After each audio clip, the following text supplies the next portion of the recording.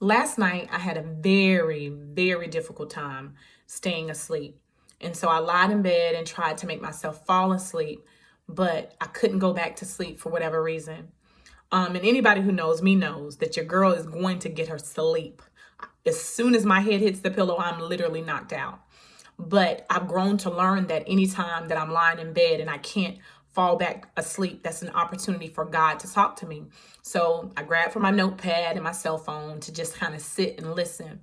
And immediately upon my feet hitting the floor, it was like something dropped in my spirit and said, Dyra, you will not be pregnant forever. You will not be pregnant forever. Now, my flesh said, I have been working out 125 days during this quarantine. God, I have no desire to be with a baby, to be with child at all. But I knew that my flesh was not identifying what the Spirit of God was trying to tell me at that time. When we talk about the impregnation of the Spirit, we're talking about God giving you a purpose, a calling, an idea, or a notion.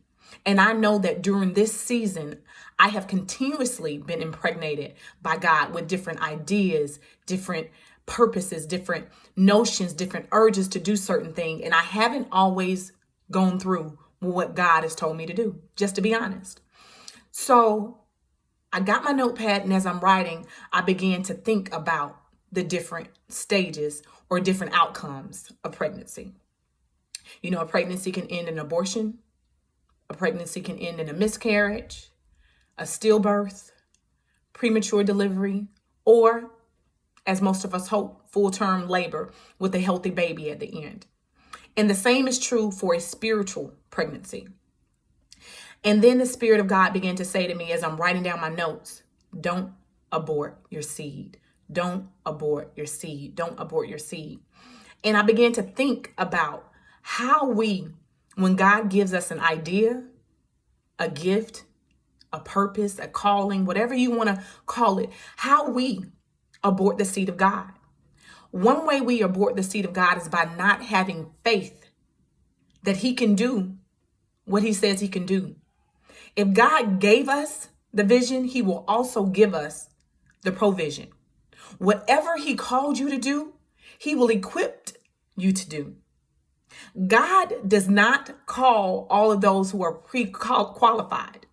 Instead, He qualifies the call. And I know we have all heard that before. But anytime we go against that, anytime we lack faith in that, anytime we say, God, I am not able to do what you call me to do, and thus we don't take action steps, we are essentially aborting the seed. So in Matthew 13:22, it says, the one who received the seed that fell among the thorns is the man who hears the word, but the worries of this life and the deceitfulness of wealth choke it, making it unfruitful.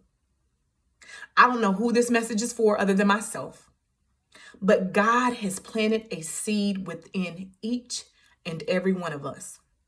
The one thing that He will not do is birth it for us. So just like God is telling me, no matter how we birth it, be it abortion, being miscarriage, being stillbirth, or full-term delivery, it is going to come forth one way or another. Many of us are aborting our seed that God has given us before it has a chance to take root. And we abort the seed because just like in Matthew 13:22, we don't have the faith to fully hear the word and act on the word of God. Thus, we become unfruitful. Do not abort your seed.